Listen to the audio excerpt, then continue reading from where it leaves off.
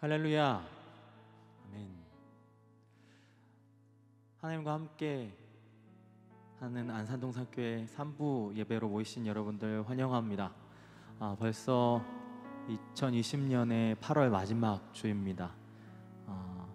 지금 코로나 기간을 겪은 지가 6개월 정도 되는 것 같은데요. 다시 한번 좀 위기가 오면서 마음이 많이 낙심되는 기간을 겪지 않는가 싶습니다. 그 가운데서 오늘 예배를 통해 하나님께서 주시는 평안과 은혜가 풍성하게 누려지길 소망하며, 또 오늘 예배를 통해서 더욱더 깊이 하나님과 만나는 시간 되시길 소망합니다. 함께 찬양함으로 예배의 문을 열도록 합니다.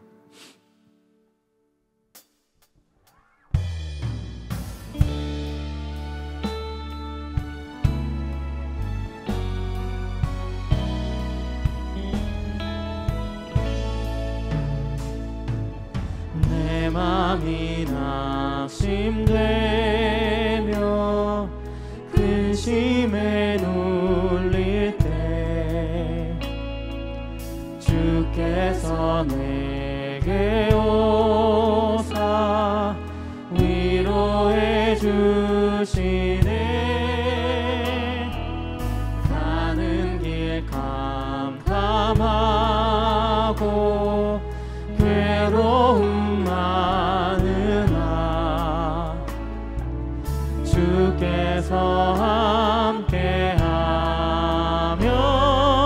내 짐을 지시네.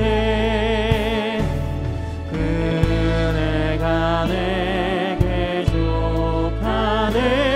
그네가 족하네. 이 괴로운 세상 지날 때 그네가 족하네. 희망이 사라지고 진분할 버릴 때 주 내게 속삭이며 새 희망 주시네. 싸움이 맹렬하여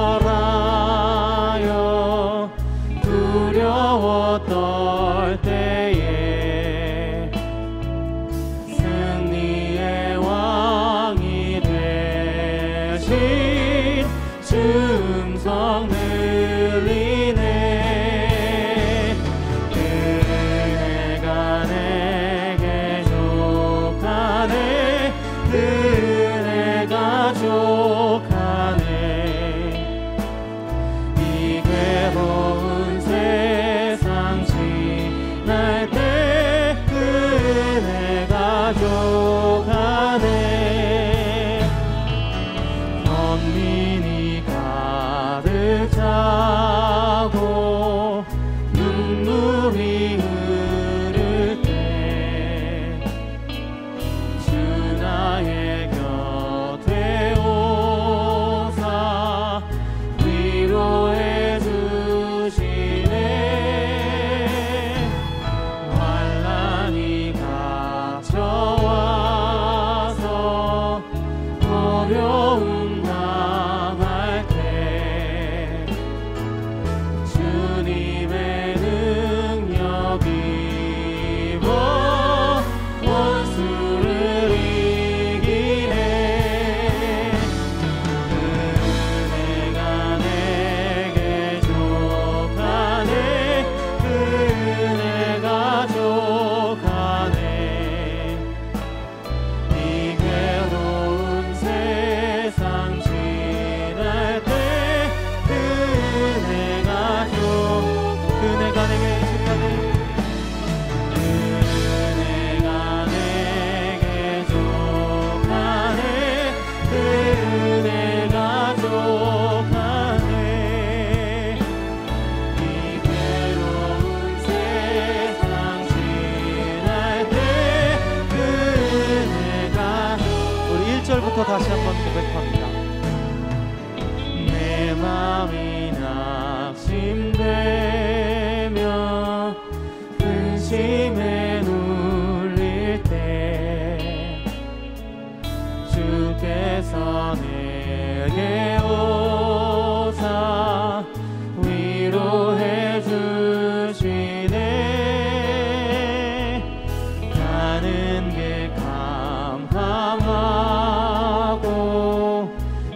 괴로움 많으나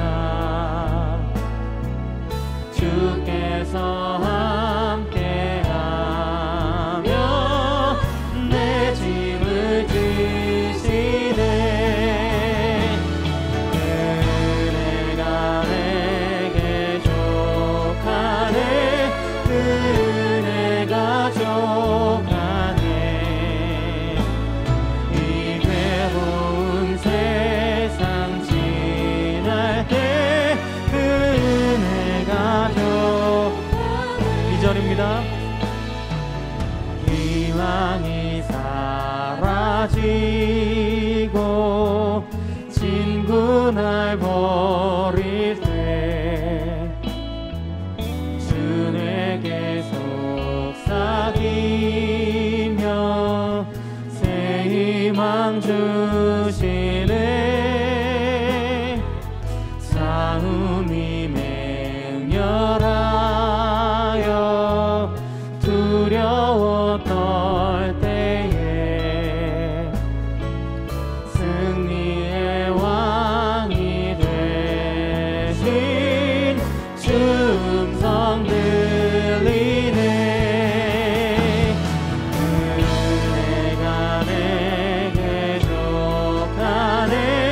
은혜가 족하네. 이 괴로운 세상 지날 때 그 은혜가 족. 3절입니다. 번민이 가득 차 번민이 가득 차고 눈물이 흐를 때 주 나의 곁에 오사 위로해 주시네. 환난이 닥쳐와서 어려움 당할 때 주님의 능력 입어 원수를 이기네. 은혜가 내게 족하네. 은혜가 족하네. 이 괴로운 세상 지날 때 은혜가 족. 은혜가 내게 족하네. 은혜가 내게 족하네. 은혜가 족하네. 이 괴로운 세상 지날 때 은혜가 족. 마지막으로 다시 한번 고백합니다. 그 은혜가 내게 족합니다. 내게 족하네. 은혜가 족하네. 이 괴로운 세상 지날 때 그 은혜가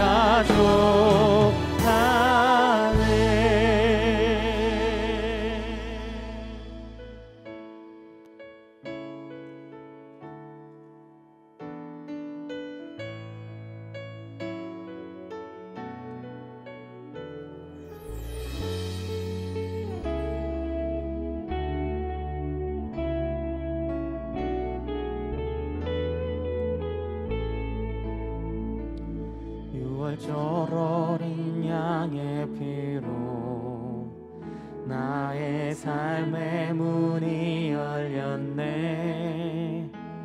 저둠의 권세는 의미 없네. 주 보혈의 능력으로 원수가 날 정죄할 때에도 날 의롭게 설 수 있네. 난 더 이상 정죄함 없네. 난 주 보혈 아래 있네. 아멘. 난 주 보혈 아래 있네. 주 보혈 아래 있네. 그 피로 내 죄 사했네.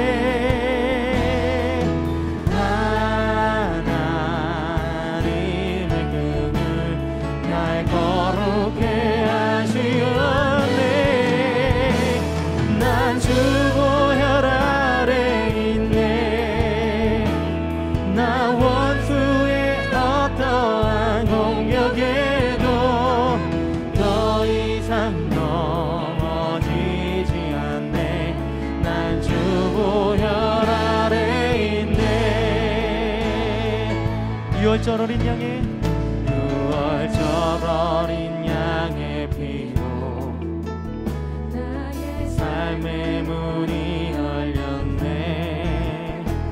저주의 권세는 힘이 없네. 주 보혈의 능력으로 원수가 날 정죄할 때에도 나 이롭게 설 수 있네. 난 더 이상 정죄함 없네. 난 주 보혈 아래 있네. 난 주 보혈 아래 있네. 그 피로 내 죄 사했네. 하나님의 그는 날 거룩해 하시었네. 난 주 보혈 아래 있네. 나 원수의 어떠한 공격에도 더 이상 넘어지지 않네. 난 주 보혈 아래, 난 주 보혈 아래 있네. 난 주 보혈 아래 있네. 그 피로 내 죄 사했네. 하나님의 은은 날 거룩해 하시었네. 난 주 보혈 아래 있네.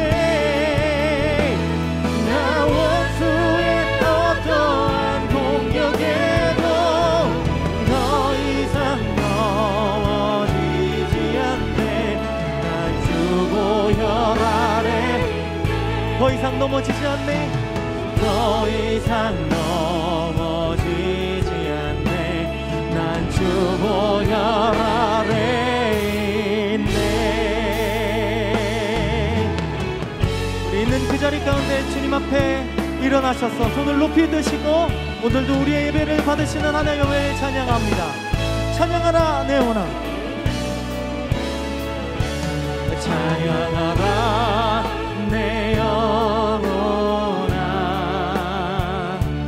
찬양하라 내 영혼아.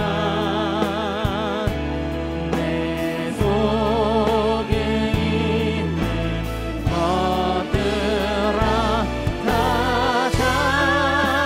찬양하라.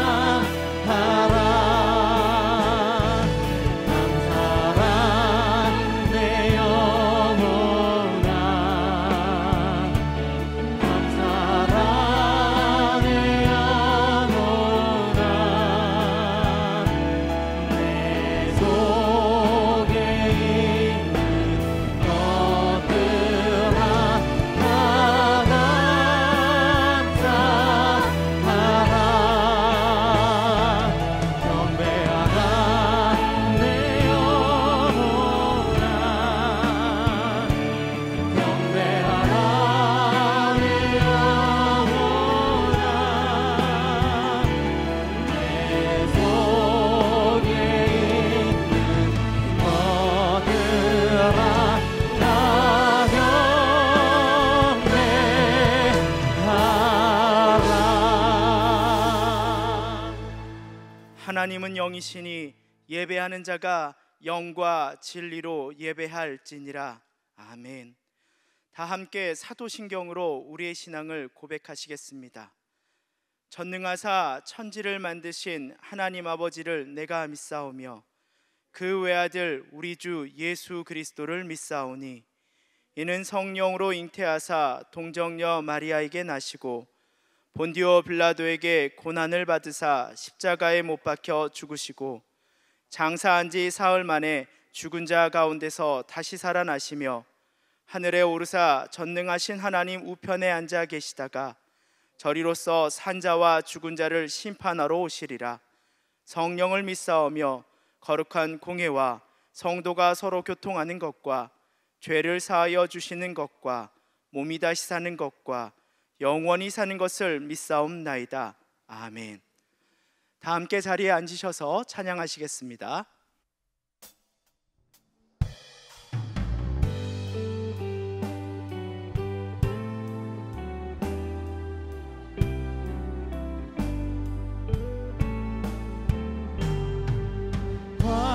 환난과 핍박 중에도 성도는 신앙 지켰네. 이 신앙 생각할 때에 기쁨이 충만하도다. 성도의 신앙 따라서 죽도록 충성하겠네. 복중에 매인 성도나 양심은 자유 얻었네. 우리도 고난 받으면 죽어도 영광 되도다. 성도의 신앙 따라서 죽도록 충성하겠네. 성도의 신앙 본받아 원수도 사랑하겠네. 인자한 언어 행실로 이 신앙 전파하리라. 성도의 신앙 따라서 죽도록 충성. 2절부터 다시 한번 고백합니다. 복중에 매인 성도나 양심은 자유 얻었네. 우리도 고난 받으면 죽어도 영광 되도다.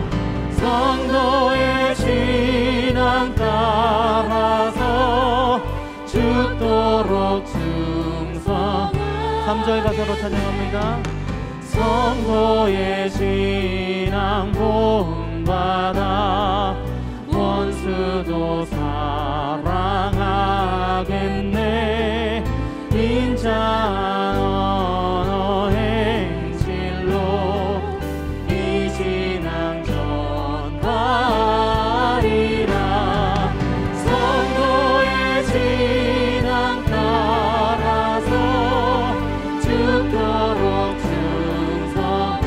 성도의 신앙 따라서 성도의 신앙 따라서 죽도록 이 마음을 가슴 깊이 새기며 성도의 신앙 따라서 성도의 신앙 따라서 죽도록 우리 다시 한번 결단합니다. 성도의 신앙 따라서 성도의 신앙 따라서 죽도록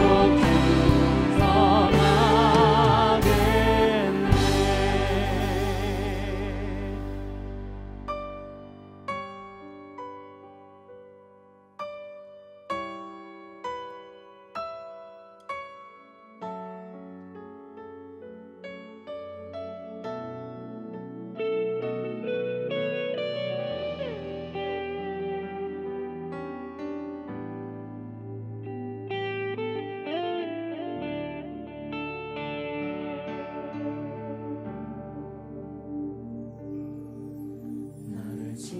지으시니까 하나님, 나를 부르시니까 하나님, 나를 보내시니도 하나님, 나의 나 된 것은 다 하나님 은혜라. 나의 달려갈 길 다가도록 나의 마지막 곧 다하도록 나로 그 십자가 품게 하시니 나의 나 된 것은 다 하나님 은혜라.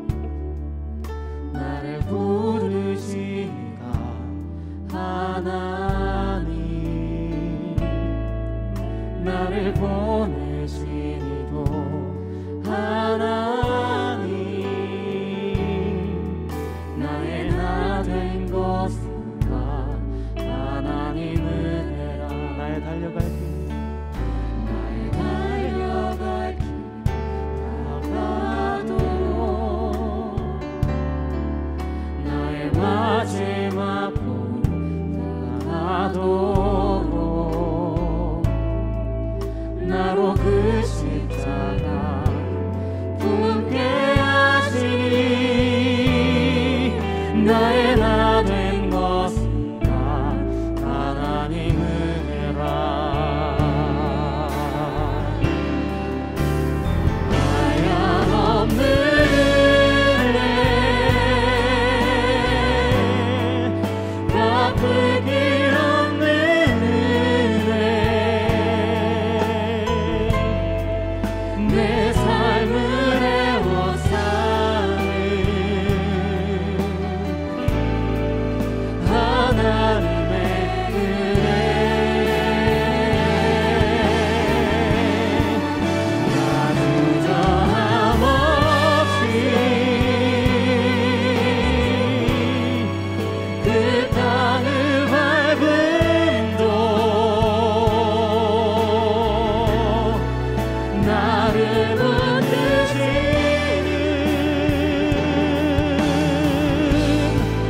하나님의 은혜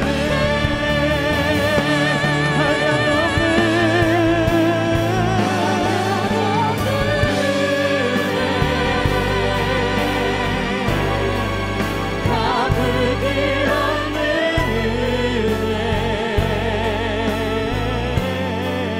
내 삶을 애워싸는 하나님의 은혜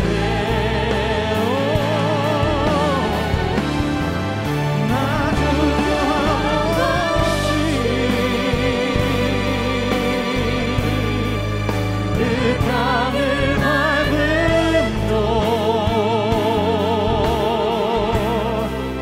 나를 붙드시는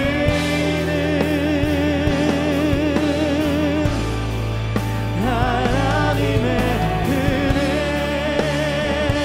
한량없는 은혜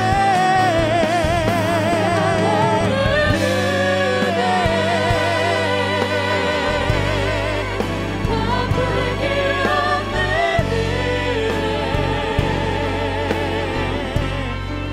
내 삶을 애워싸는 하나님의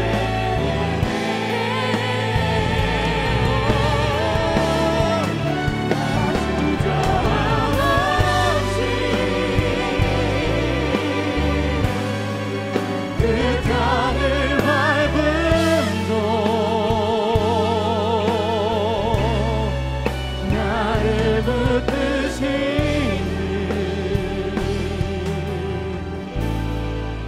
하나님의 나를 지으시니가 나를 지으시니가 하나님 나를 부르시니가 하나님 나를 보내시니도 하나님 나의 나 된 것은 다 하나님 은혜라.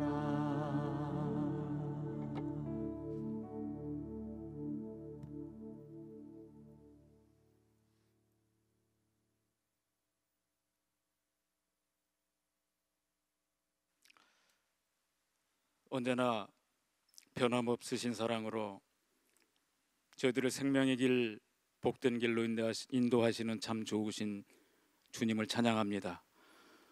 연일 이어지는 코로나19 감염증의 확산 소식과 홍수와 또 태풍과 경제적 어려움 가운데서도 저희들을 지켜 보호하여 주셨다가 비록 한자리에 모이지는 못하였지만은 각기 처한 형편과 처소에서 평소와 다름없이 예배드릴 수 있도록 은혜 주심에 감사함을 드리옵나이다. 사랑의 주님, 주님께서는 허물과 죄로 인해 죽었던 저희들을 위하여 독생자 예수 그리스도를 이 땅에 보내시고 십자가의 보혈로 저희들의 죄를 깨끗하게 씻어주시고 영원한 생명을 주시고 범사에도 축복하심에 무한 감사를 드리옵나이다. 그러나 입으로는 감사와 주님의 영광과 사랑을 말하면서도 우리의 언행은 이 세상을 밝히는 빛과 소금된 생활을 하지 못한 죄를 이 시간 용서하여 주시옵소서. 나로 나된 것은 하나님의 은혜요 축복임을 고백하면서도 선줄로 생각하는 우매한 저희들을 불쌍히 여기시고 긍휼함을 베풀어 주옵소서. 이 한 시간 목사님을 통하여 주시는 생명의 말씀으로 인하여 돌이키고 회복케 하여 주시옵소서. 하나님 아버지, 코로나19와 풍소해와 정치와 또 사회의 혼란으로 인해 온 나라가 너무도 힘들고 어려운 시간을 지나고 있습니다. 이 나라 이 백성들을 불쌍하게 해주시고 긍휼함을 베풀어 주시옵소서. 하나님 아버지,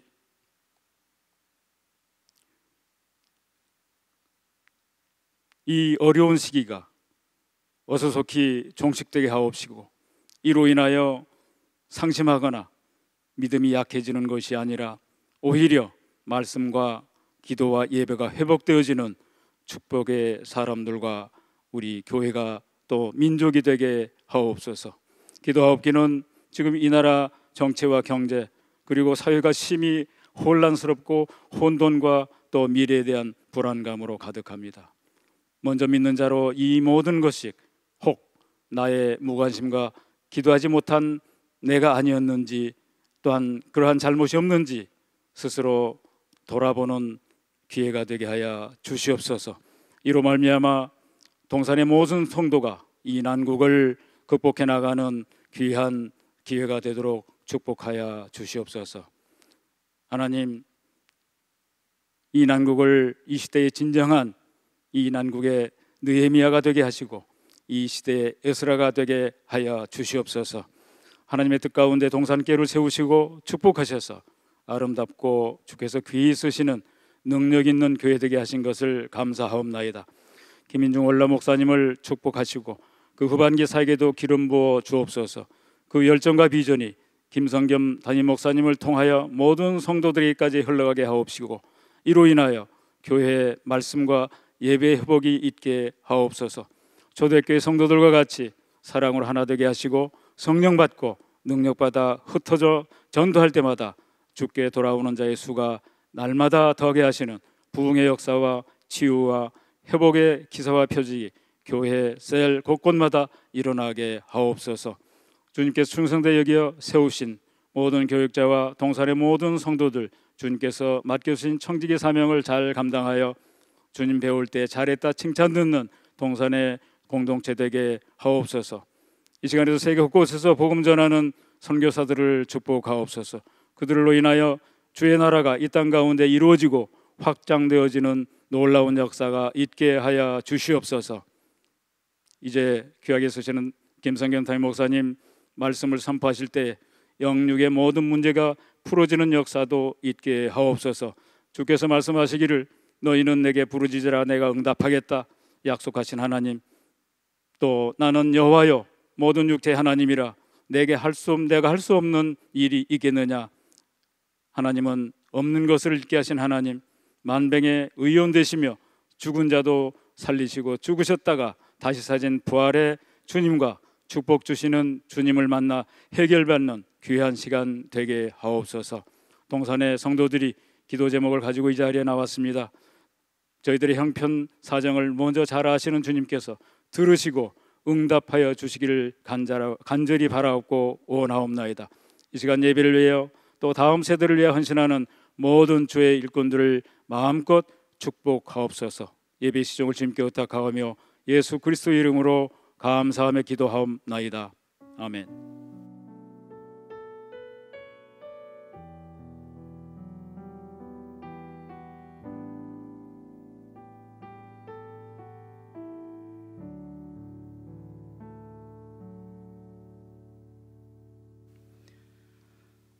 오늘 우리에게 주시는 하나님 말씀은 사도행전 23장 11절부터 16절까지의 말씀입니다. 사도행전 23장 11절부터 16절까지의 말씀입니다. 신약 성경 228쪽에 있습니다. 찾으신 말씀을 한 절씩 교독하시겠습니다. 마지막 절은 함께 읽겠습니다. 그날 밤에 주께서 바울 곁에 서서 이르시되 담대하라. 내가 예루살렘에서 나의 일을 증언한 것 같이 로마에서도 증언하여야 하리라 하시니라. 날이 새매 유대인들이 당을 지어 맹세하되 바울을 죽이기 전에는 먹지도 아니하고 마시지도 아니하겠다 하고 이같이 동맹한 자가 40여 명이더라. 대제사장들과 장로들에게 가서 말하되 우리가 바울을 죽이기 전에는 아무것도 먹지 않기로 굳게 맹세하였으니 이제 너희는 그의 사실을 더 자세히 물어보려는 척하면서 공회와 함께 천부장에게 청하여 바울을 너희에게로 데리고 내려오게 하라. 우리는 그가 가까이 오기 전에 죽이기로 준비하였노라 하더니 바울의 생질이 그들이 매복하여 있다 함을 듣고 와서 영내에 들어가 바울에게 알린지라. 아멘. 이제 김성겸 담임 목사님께서 나오셔서 그날 밤에라는 제목으로 하나님의 말씀 전해 주시겠습니다.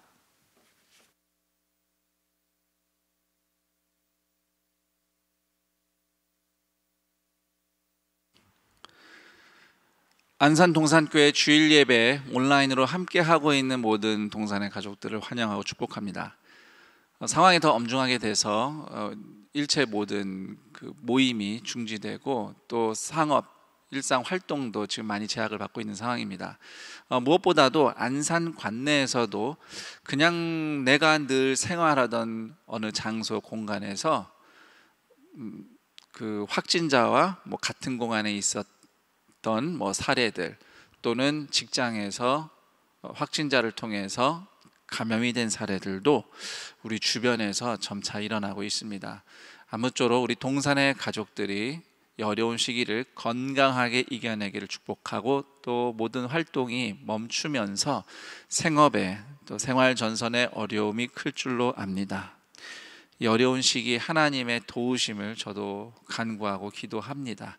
조속히 이 모든 상황이 끝나기를 하나님께 구하며 이런 때에 그래도 하나님의 은혜를 사모하고 주님 앞에 예배하고자 모인 각자의 자리에서 함께 모인 우리 동산의 모든 가족들이 오늘 이 시간을 통해서 바울이 그랬듯 옆에 서서 우리에게 말씀을 주시는 하나님의 사랑을 경험하는 시간이 되기를 축원합니다. 사진을 하나 보여드리면서 성경 이야기를 시작해 보도록 하겠습니다. 지금 보시는 사진은 웬 망가진 도로 사진인가 할 텐데 그래도 저 도로가 2000년 된 도로입니다. 오늘날 이스라엘의 안디바드리라는 로마 시대의 도시의 그 중앙로 유적이에요. 사도행전 23장 31절에 보면 바울이 예루살렘을 떠나서 가이사랴로 가는 길에 안디바드리에 1박을 한 내용이 나옵니다. 바로 그 안디바드리가 지금 사진에서 보시는 저곳입니다.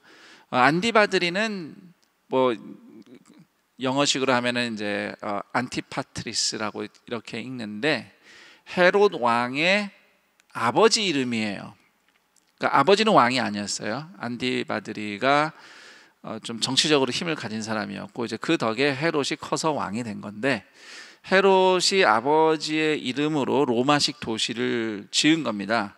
바울은 예루살렘에서 가이사랴를 가는 길에 저곳에서 1박을 했는데 지금 보시는 저 로마식 포장 도로가 안디바드리의 중앙로였어요. 그렇다면 아마도 안디바드리에 들렀던 바울이 저 길 위를 통과하지 않았을까 합니다.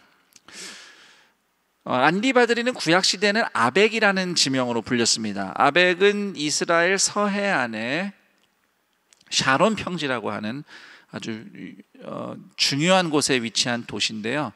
그래서 저기는 굵직한 전투가 많았어요. 예를 들면 사무엘상 4장에 엘리 제사장이 이스라엘의 사사였을 때 이스라엘이 블레셋과 저기서 싸우고 패배하고 언약궤를 블레셋에게 빼앗기죠.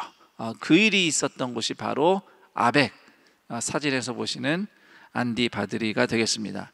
오늘은 바울이 예루살렘에서 안디바드리를 지나서 가이사랴로 이송된 극적인 과정에 대해서 들어보도록 하겠습니다. 자, 사도행전 22장 이제 마지막 부분을 보시면 군중들에게 붙잡혀 죽을 뻔한 바울이 로마군에 의해서 그 신병이 확보되고 연설을 했지만 유대인들이 듣지 않고 난동이 일어나고, 그래서 로마군이 바울을 영내로 군영으로 체포해서 이제 데리고 옵니다. 이제 바울을 신문을 하기 위해서 준비를 하는데, 옛날에는요 신문이라는 게 죄를 실토할 때까지 매질을 하는 겁니다. 우리나라도 뭐 예를 들면 사극 보면 조선시대 배경을 한 드라마에 만약에 뭐 피의자가 죄인인지 아닌지 몰라, 일단 잡혔어요. 잡혔는데 신문하면 일단 곤장부터 치면서 내지는 주리를 틀면서 신문을 시작합니다. 로마 시대도 다르지 않았습니다. 신문이라는 것은 일단 실토할 때까지 매질을 하는 거고요. 그래서 실토하면 죄인이 되는 겁니다. 그래서 그 시절에 신문 받고 죄를 실토하면 그 죄인이 아닌 경우도 있죠. 매를 맞는 데는 장사가 없습니다. 매 맞으면 안 하는 것도 내가 죄를 졌다고 실토하게 돼 있어요. 마찬가지로 바울도 채찍질을 당하는 신문을 받게 생겼어요. 그런데 바울이 그때 나는 로마 시민이다. 로마 시민은 재판도 없이 죄가 증명되지도 않았는데 매질을 하면 그거 법을 어기는 거 아니냐, 이렇게 항의를 하죠. 실제로 로마 법은 다른 사람들은 그렇게 애써 보호하지 않았지만 로마 시민권을 가진 남성, 여성도 아니고 남성은 법으로 권리를 보호해 줬다고 합니다. 그 덕에 바울은 채찍질을 면하지요. 대신 로마군 천부장 입장에서는 바울을 매질하면서 신문할 수 없기 때문에 다른 방식으로 조사를 해야 되겠죠. 그래서 천부장은 왜 바울 때문에 성전에서 이렇게 소동이 일어났는지 조사하기 위해서 유대인 공회를 부릅니다. 유대인들의 원로 기구죠. 그리고 바울은 공회원들 앞에서 자신의 입장을 설명할 기회를 얻게 되는데요. 그때 바울이 한 첫 마디가 사도행전 23장 1절에 담겨 있습니다. 오늘까지 나는 모든 일에 양심을 따라 하나님을 섬겼습니다 라고 첫 마디를 꺼냅니다. 바울이 지금 얘기하는 양심에 따라 하나님 섬겼다, 이 고백은 나 양심적인 사람이에요 이런 걸 얘기하는 게 아니고, 예수님을 만나서 내 삶이 바뀐 것은 나의 양심을 속일 수 없는 정말로 일어난 진실입니다. 이런 의미가 담겨 있는 고백이 되겠습니다. 그러자 그 말을 듣던 대제사장 아나니아라고 하는 사람이 화를 내면서 다른 사람에게 명령을 합니다. 저 말 같지도 않은 말 듣기 싫으니 그 옆에 있는 누군가가 저 인간 입을 좀 때려라, 입을 쳐라, 이렇게 무례한 명령을 내리죠. 이 말에 바울도 흥분해서 아나니아를 신랄하게 비판을 합니다. 사도행전 23장 3절, 회칠한 담이여 하나님이 너를 치시리로다. 네가 나를 율법대로 심판한다고 앉아서 율법을 어기고 나를 치라 하느냐. 자, 회칠한 담이라고 바울이 대제사장을 그렇게 부르는데 이게 뭐냐면 부서진 벽을 제대로 보수하지 않고 겉에만 회반죽으로 이렇게 발라서 덮어놓은 거예요. 겉모습만 괜찮게. 그래서 겉은 선한데 속은 악한, 이 위선을 의미하는 은유적 표현이 회칠한 담입니다. 바울을 때리는 것은 율법에 어긋난다는 거죠. 왜냐하면 율법대로 하면 유죄 판결이 나야, 증명돼야 매를 맞을 수 있는 건데 사람을 왜 먼저 치느냐 이거죠. 율법을 수호한다는 공회가 어떻게 율법을 어기면서 나를 폭행하려 하느냐, 이 위선자들아, 이런 의미로 회칠한 담이라고 대꾸를 한 겁니다. 이 말을 들은 유대인들은 또 발끈해서 바울을 비판하죠. 네가 감히 대제사장님에게 함부로 욕을 하느냐, 이렇게 비난을 하는데, 여러분 오해는 하지 마십시오. 바울이 무슨 상스러운 욕을 한 건 아닙니다. 회칠한 담은 욕은 아니에요. 그러나 매우 모욕적으로 들릴 만한 말이죠. 제가 좀 첨언을 하자면, 제가 오래전에 글쎄 어느 부흥사님인지 목사님인지 예수님도 욕을 하셨다 그러면서 뭐 예를 드는 게 뭐 바리새인들한테 독사의 자식들아 이게 부른 거를, 그거 뭐 뱀 땡땡 XX 부른 거 아니냐 이렇게 하면서 설교 중에 욕을 걸쭉하게 재미있게 하셨던 기억이 나는데, 전 또 그때 그런 줄 알았어요. 그러나 바울도 그랬지만 예수님 욕하신 적 없습니다. 독사의 자식이란 말은 욕이 아니고, 그게 그 창세기 3장에 아담과 하와를 유혹한 뱀의 후손이라는 거죠. 바리새인들이 겉으로는 아브라함 자손이네, 하나님의 정통이네 하지만 사실은 그 사탄의 후손이다. 예수님의 그 신학적인 언어로 바리새인들을 비판한 거지, 그거를 더 우리식으로 이해해서 욕했다 그러면 안 됩니다. 그래서 예수 믿는 사람을 욕하면 안 돼요. 욕하면 안 됩니다. 바울 욕하진 않았어요. 그러나 회칠한 담은 아주 모욕적인 말이었죠. 바울이 그러자 보여준 반응이 좀 뒤로 물러나는 것 같아요. 내가 실수했습니다 라고 인정하는 듯한 겸손한 태도를 취하는 말을 하는데요, 5절 보시면 이렇게 말합니다. 형제들아, 나는 그가 대제사장인 줄 알지 못하였노라. 기록하였으되 너의 백성의 관리를 비방하지 말라 하였느니라. 사실 뭐 달리 해석할 수도 있어요. 아이고, 말하는 거 보니까 대제사장인 줄 몰랐네. 아유, 진작에 좀 얘기 좀 해주시지. 약간 이렇게 시니컬하게, 약간 뭐 이렇게 돌려서 비판하듯이 이렇게 말을 했느냐, 아니면 바울이 정말로 대제사장인 줄 모르고 내가 좀 무례하게 말했다, 이 잘못을 인정한 거냐, 실수를 인정한 거냐.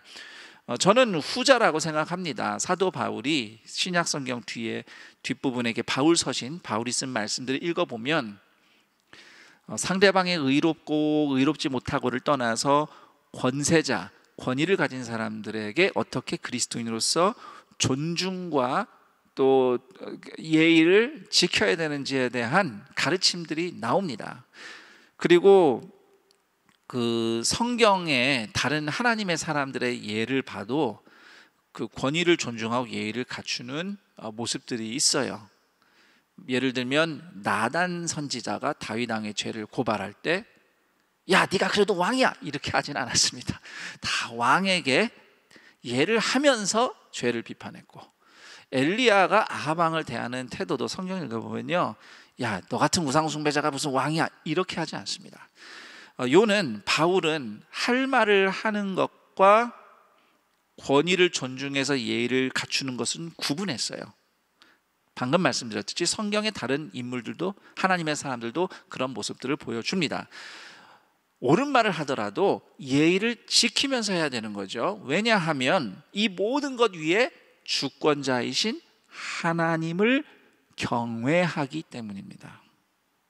반대로 무례한 태도를 보이는 사람일수록 하나님을 경외하는 마음과는, 자세와는 거리가 멀다.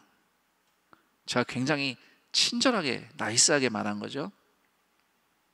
무례한 만큼 하나님을 경외하지 않는 거라고 생각할 수 있어요.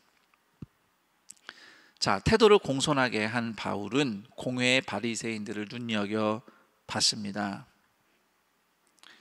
당시 공회는 바리새파와 사두개파가 사실상 두 개의 이제 주류 분파였는데, 바리새파는 이제 종교적으로 좀 보수적이고 서민들에게 가까운 그런 계층이었고, 사두개파는 좀 엘리트입니다. 헬라 철학도 공부했고 정치적으로 많이 결탁되어 있는, 나름 그 신앙의 관점에서 되게 진보적인 그런 쪽에 있는 사람들이에요.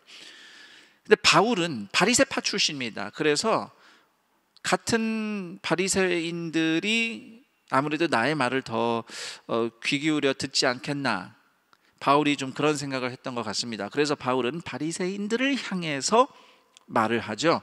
6절입니다. 여러분 형제들아, 나는 바리새인이요 또 바리새인의 아들이라. 죽은 자의 소망 곧 부활로 말미암아 내가 신문을 받노라. 과연 바리새인들이 바울의 말에 귀를 기울입니다. 왜냐하면 8절에도 좀 설명되어 있지만 바리새인들은 천사, 영, 부활을 믿은 사람들이었어요. 그래서 어떤 바리새인들은 바울이 진짜 계시를 받은 걸 수도 있어 하면서 바울 편까지 들어줍니다.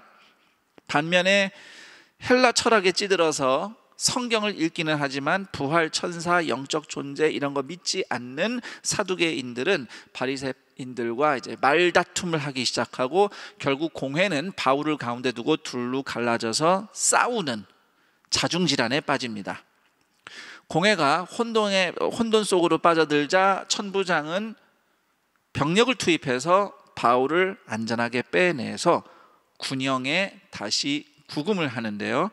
천부장이 선량해서가 아니라 로마군이 어쨌든 데리고 있는 죄수인데 죄인으로 아직 증명되진 않았지만 로마군이 지금 구금하고 있는 로마 시민이 유대인들 손에 다치면 이거 천부장 책임입니다. 그래서 자기가 손해보지 않기 위해서 할 일을 한 걸로 이해하면 돼요.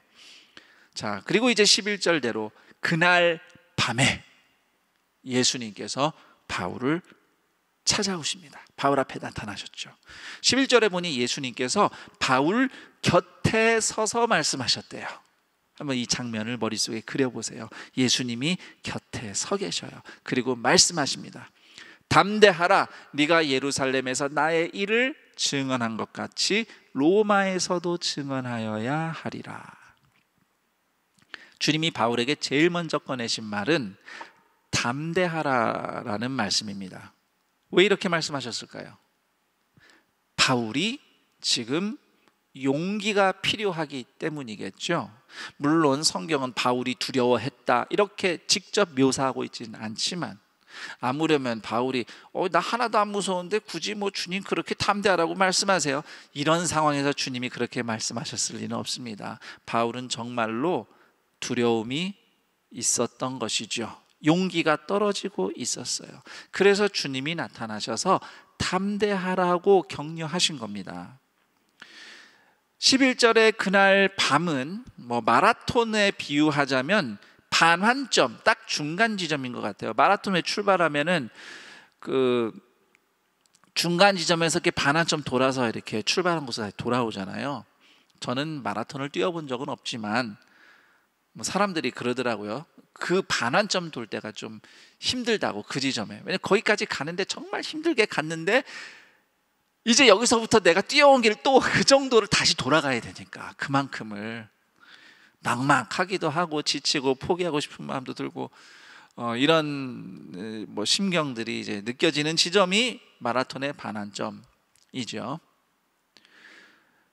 사실 공회가 자중질환에 빠져서 바울이 오히려 그 유대인들의 손길에서 벗어난 이 상황을 보면 지금 잘 되고 있는 거 아닌가라고 생각할지도 모르겠으나 엄밀히 말해서 상황은 절대로 낙관적이지 않습니다.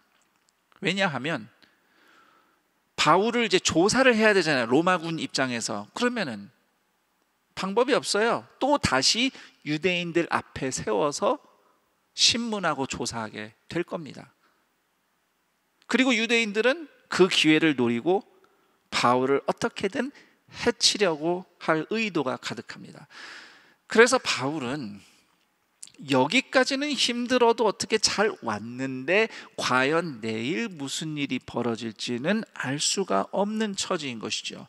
따라서 그날 밤은 앞으로 헤쳐나갈 길이 막막한, 분명히 성령의 은혜 가운데 로마로 가야겠다 결심했는데 로마로 가는 게 맞나? 갈 수 있나? 갈 수 있을까? 걱정이 되는 그 긴 여정의 반환점 같은 시점인 것이죠. 그때 예수님이 나타나셔서 담대하라고 꼭 로마까지 갈 거라고 약속하시고 격려하시고 응원하십니다. 주님의 나타나심과 말씀을 기점으로 상황은 급박하게 진전되기 시작하는데요. 유대인들이 계략을 세웁니다. 바울을 다시 청문하겠다고 천부장에게 요청을 해서 로마군이 바울을 공회로 보내주면 그 틈에 바울을 암살할 음모를 세웁니다. 그런데 자세한 경위는 알 수 없지만 이 음모를 바울의 생질이 어떻게 또 알아챕니다. 생질이면 이제 바울의 누나 내지는 여동생의 아들이죠. 그러니까 조카입니다. 남자 조카.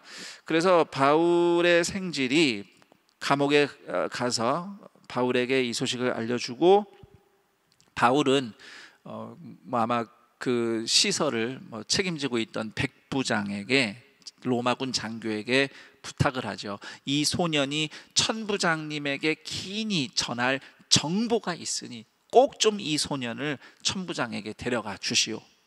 간청을 했고 그대로 이루어져서 천부장은 유대인들의 음모를 알게 됩니다. 자, 여기서 좀 주목할 부분이 사실 이 지금까지 앞에서 바울이 예루살렘에 오는 과정 그리고 고난받고 하는 이 모든 과정에서 바울은 위험해도 굳이 피하지 않고 하나님을 신뢰하고 좀 흐름대로 그냥 좀 따라가는 모습을 사실 보여줬어요. 지금까지는 붙잡히면 붙잡히고 맞으면 맞고 이렇게 좀 흐름에 따라가는 모습을 보이다가 지금 여기서는 천부장에게 유대인들의 음모를 알리기 위해서 적극적으로 할 수 있는 행동을 하죠.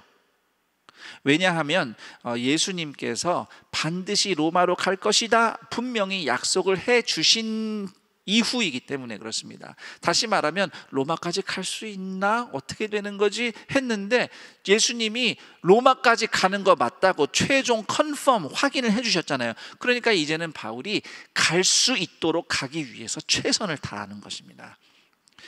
자, 천부장은 22절에 보면 밤 제3시, 우리로 하면 이제 밤 9시입니다. 그 야밤에 보병 200명, 기병 70, 창병 200을 호출합니다.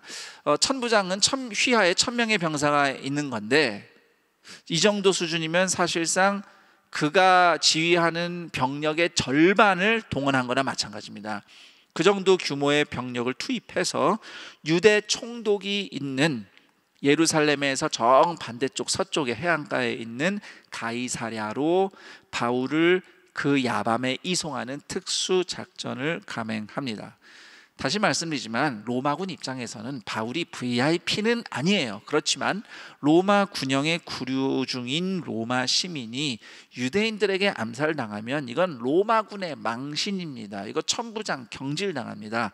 그래서 천부장 입장에서는 최선을 다해 바울을 보호해야 될 이유가 있는 것이고 하나님이 이렇게 섭리를 하신 덕에 바울은 로마군의 보호를 호위를 받으면서 안전하게 예루살렘을 빠져나가고 더 중요한 것 로마행 직항 선박이 정기적으로 출항하는 항구 도시 가이사랴로 이동을 하게 됩니다. 자, 여기까지가 오늘 성경 이야기가 되겠습니다. 오늘 말씀에서 사실 우리가 많은 것들을 생각하고 또 대화를 나눠볼 수 있지만 저는 두 가지만 짚어서 여러분들과 함께 은혜를 나누고 싶어요. 우선 첫 번째는 살아서 다스리시는 예수님의 주권이 우리에게 가장 큰 위로라는 사실입니다. 예수님이 바울에게 반드시 로마로 가리라고 하신 말씀은 단순히 로마로 가는 이번 선교 여행이 또는 이번 복음 프로젝트가 반드시 성공할 것이다 라는 수준의 위로가 아닌 겁니다.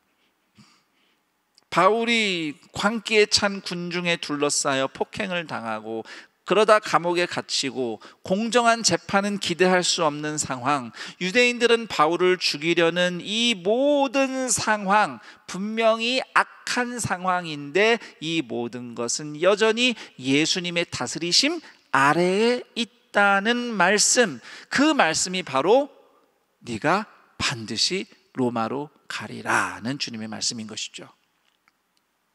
그래서 우리는 여기서 예수님의 주권을 보는 겁니다. 오늘 우리에게도 마찬가지입니다. 우리가 바울처럼 특별한 체험은 하지 않더라도 이미 우리에게 완성되어 주어진 성경 말씀을 통해서 예수님은 부활하셨습니다. 지금도 살아 계십니다. 그분이 다스리십니다.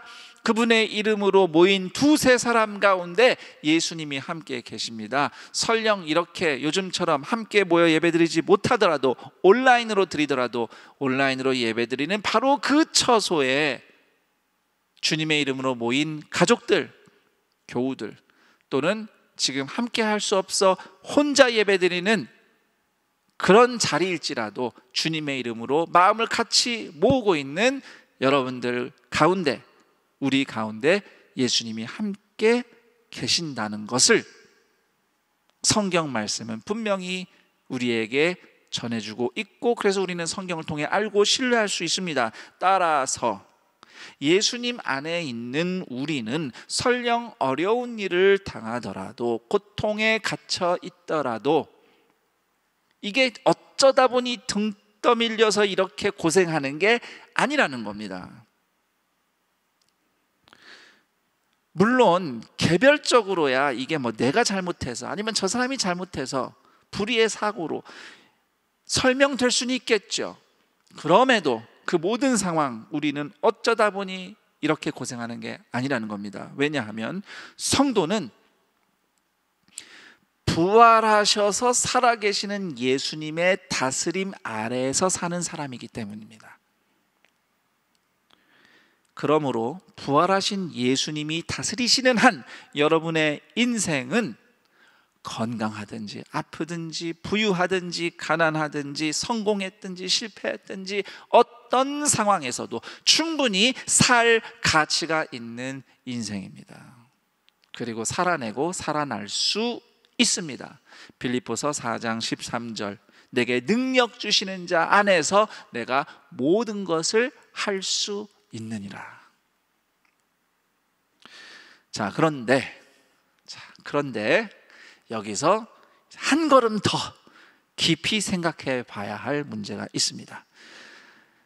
바울에게 담대하라 하신 예수님의 위로는 과연 나에게도 해당되는 위로인가라는 질문입니다.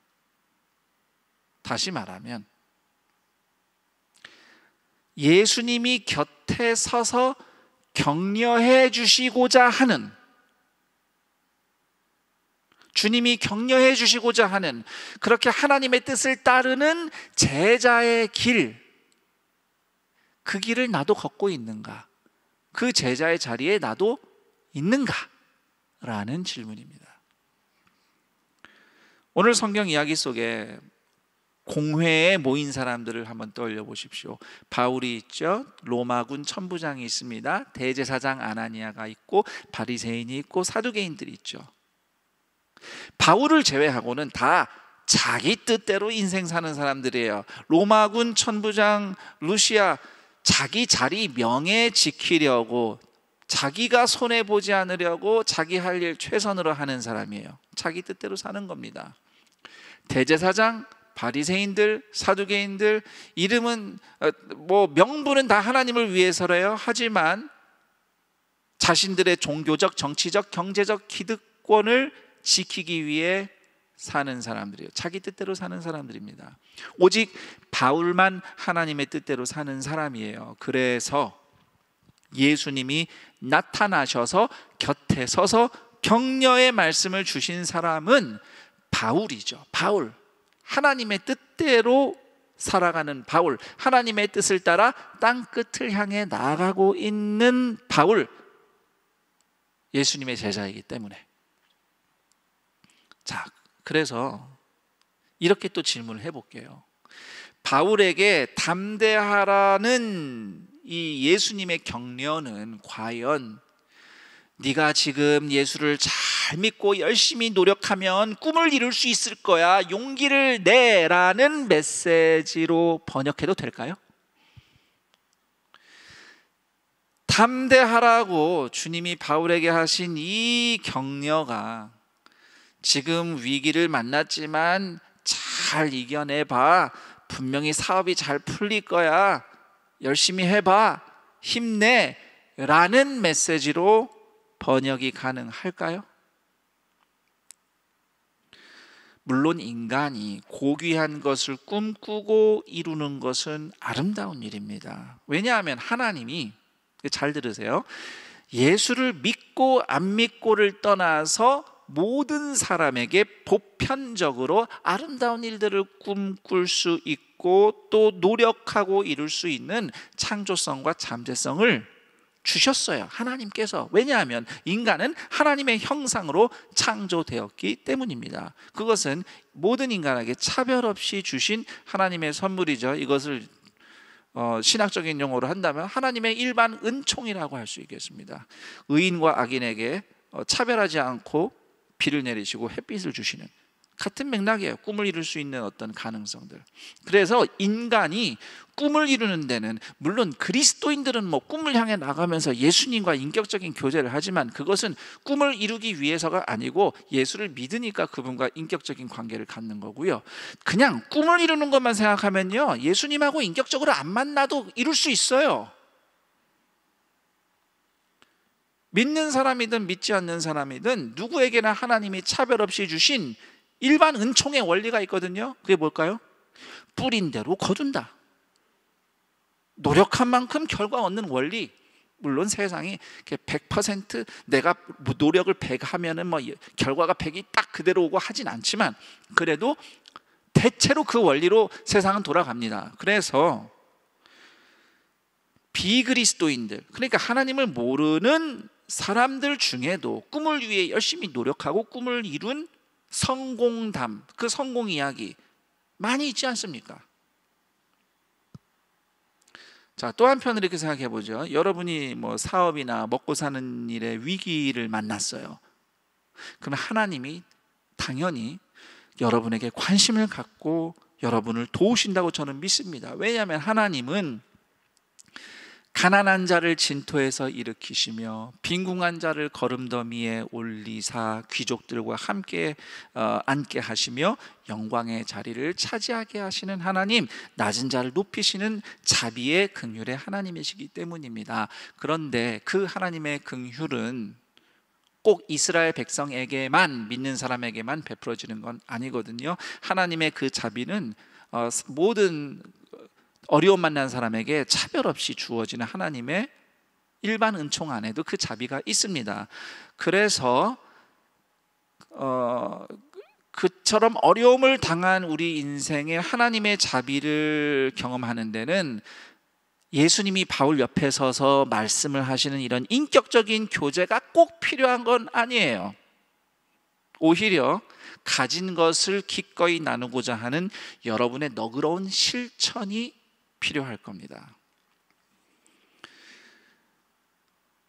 바울에게 예수님이 주신 이 담대하라는 이 말씀은, 이 격려는 주님께서 제자들을 통해 예루살렘과 유대와 사마리아와 땅 끝까지 복음이 가도록 역사하시는 중에 일어난 일이잖아요.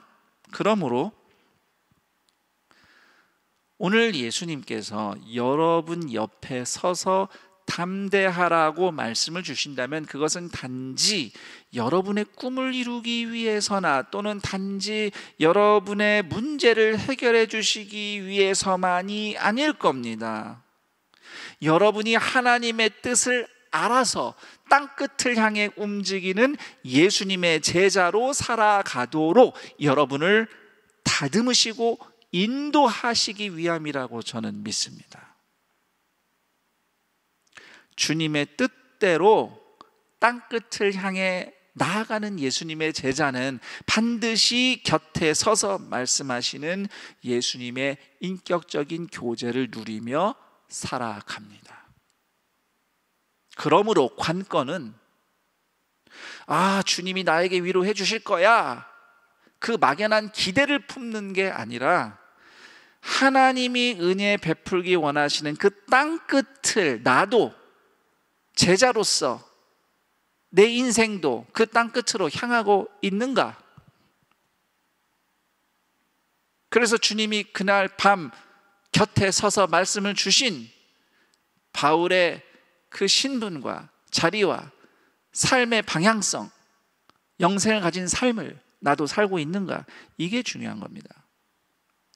담대하라, 땅 끝에 반드시 이르리라는 예수님의 약속이 나에게도 격려가 될 만큼 예수님의 제자답게 땅 끝을 향하고 있는지 우리 자신을 먼저 되돌아봐야 할 것입니다. 그렇다면 나에게 있어서 주님이 가리키시는 땅끝은 어디일까요?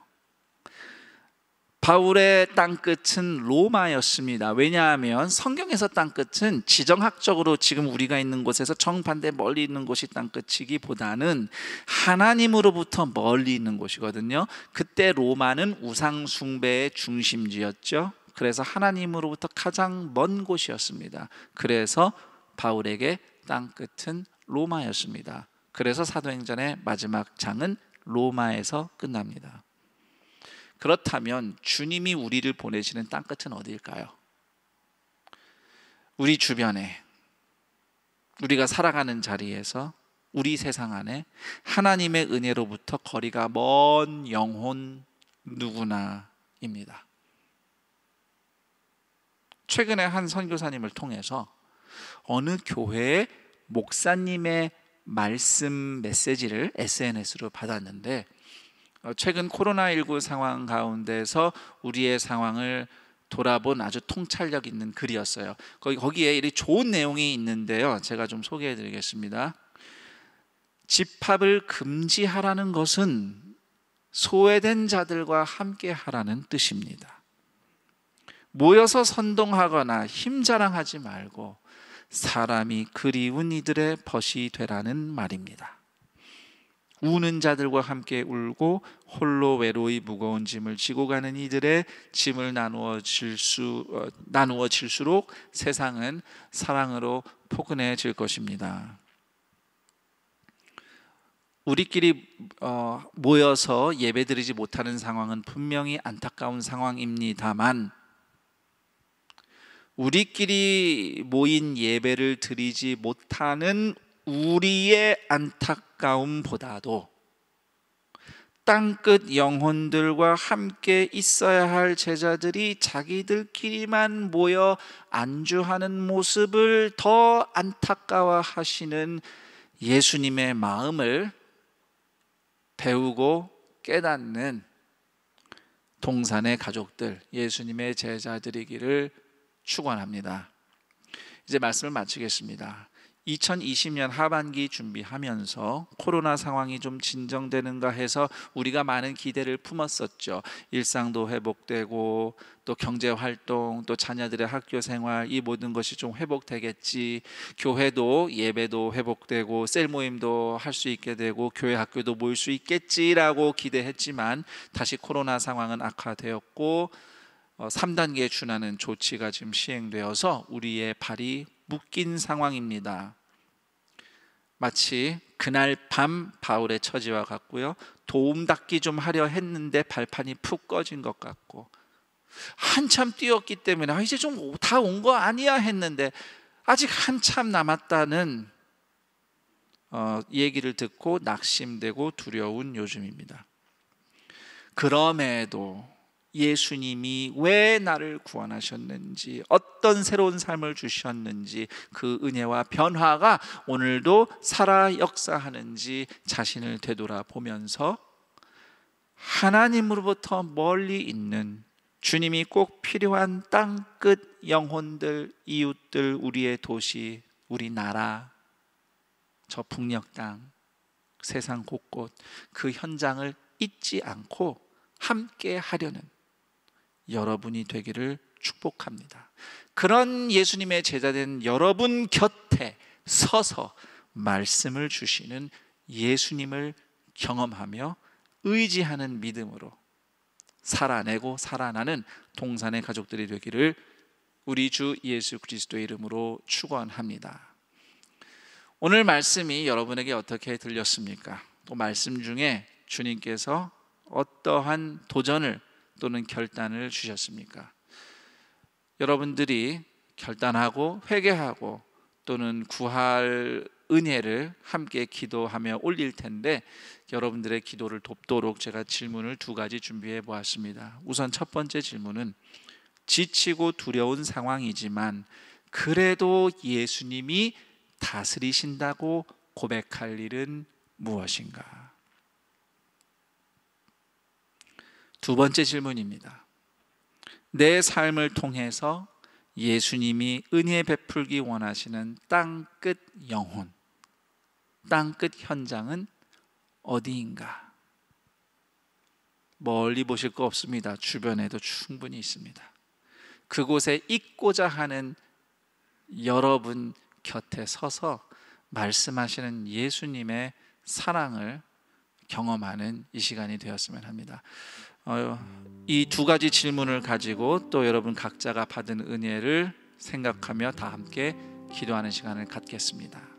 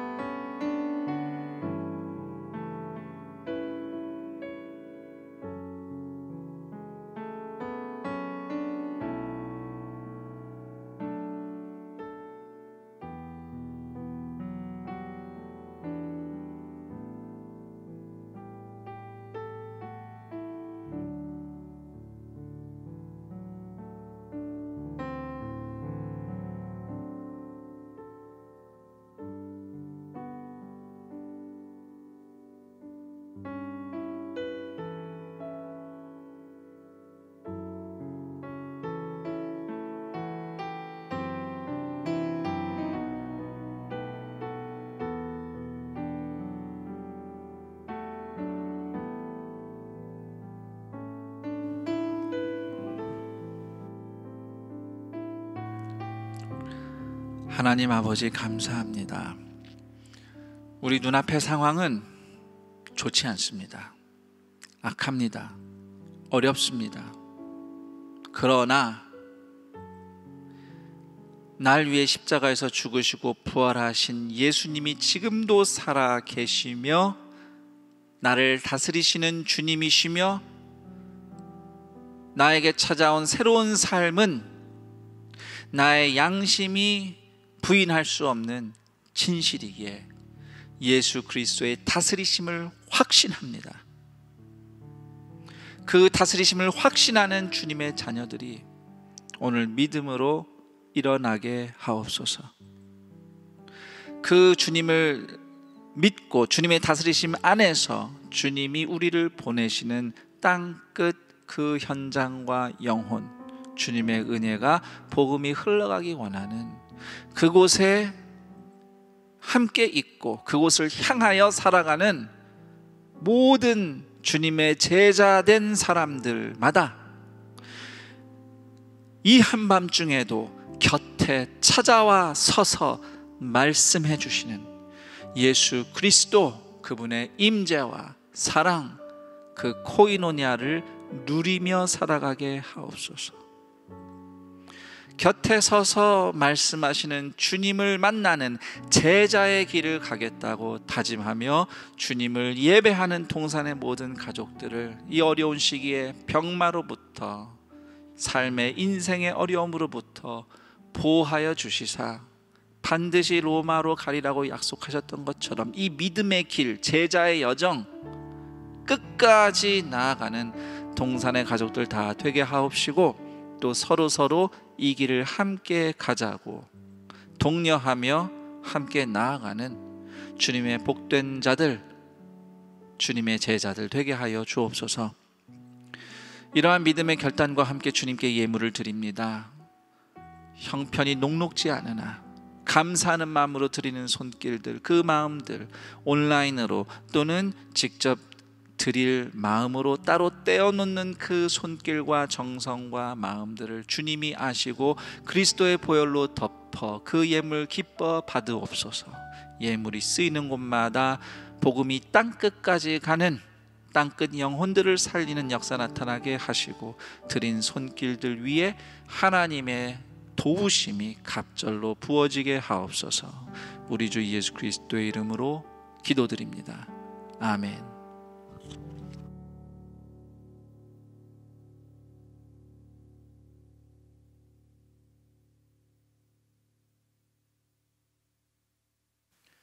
교회 소식 알려드립니다. 주보는 교회 홈페이지를 참고해 주시기 바랍니다. 알림 1번 산돌 성경 읽기 안내입니다. 온 성도가 함께 성경 읽기를 통해 풍성한 영적 교제와 성숙을 이루길 바랍니다. 9월 1일 화요일부터 산돌 성경 읽기가 시작됩니다. 하루에 3장씩 신약 성경을 읽으시고 각 가정과 셀에서 은혜를 나누어 주시기 바랍니다. 산돌 성경 읽기 범위는 주보 2면을 참조하시면 됩니다.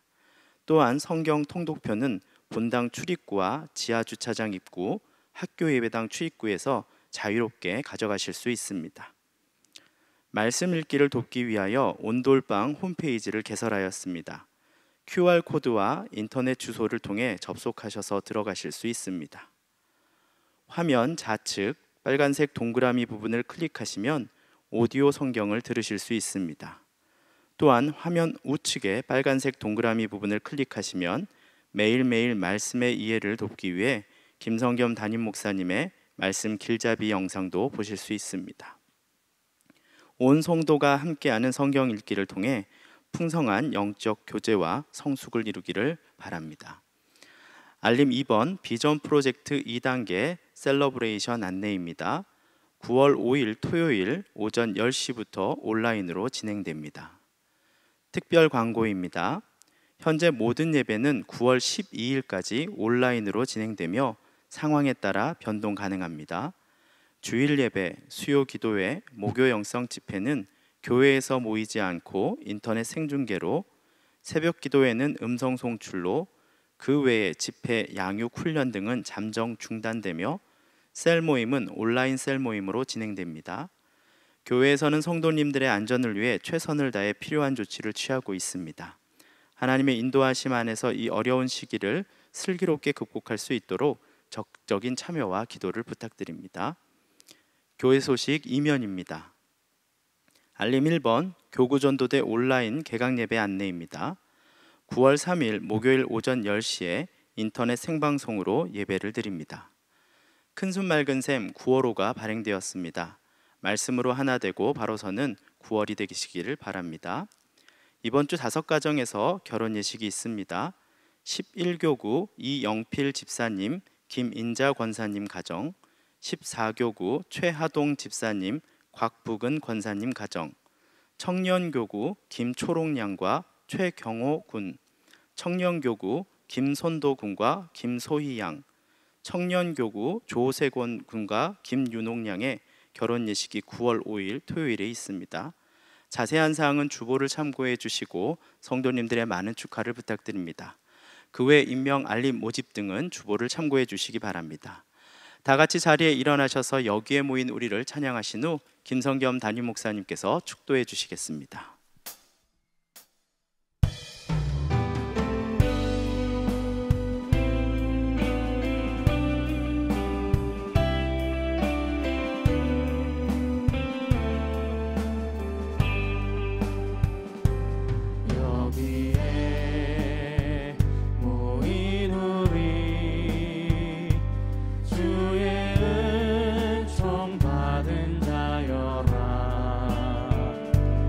주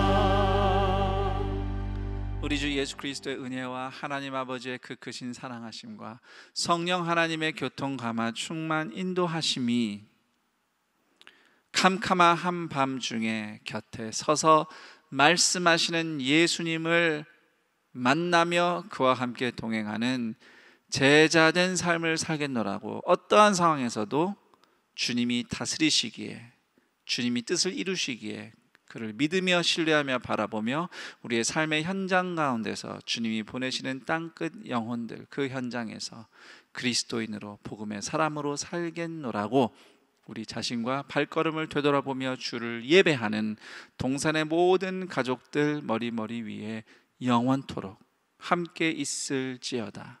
아멘.